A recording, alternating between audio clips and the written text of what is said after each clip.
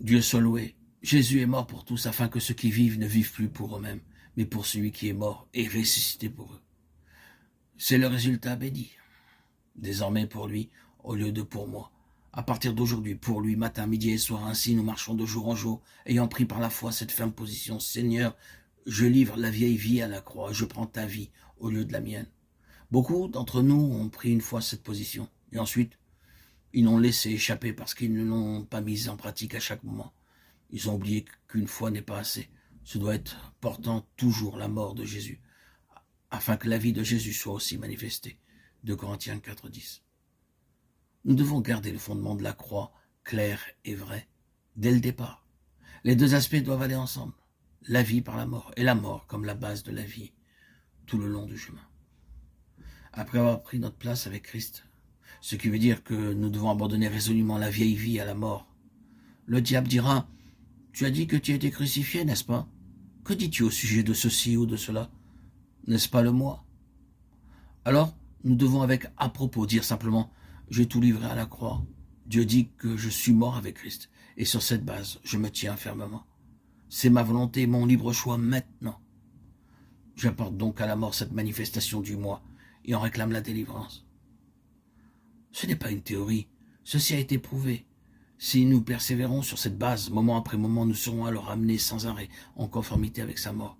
Car non seulement vous devez prendre par la foi la place de sa mort comme étant la vôtre, mais vous devez effectivement être amené dans la conformité à cette mort jusqu'au bout.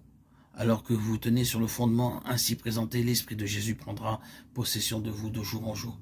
L'Esprit de l'agneau se manifestera de plus en plus par vous, et vous serez étonné de constater que là où autrefois vous auriez voulu vous battre pour vous-même, l'Esprit de Jésus règne maintenant.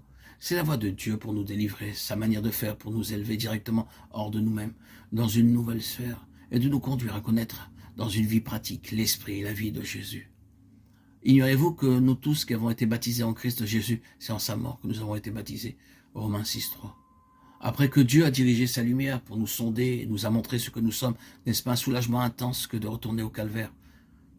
Grâce à Dieu pour la mort de Christ, Dieu dit que je suis devenu une même plante avec lui, que j'ai été planté selon la version anglaise dans sa mort, afin que, comme Christ est ressuscité des morts, de même, nous aussi nous marchons en nouveauté de vie. Romains 6,4.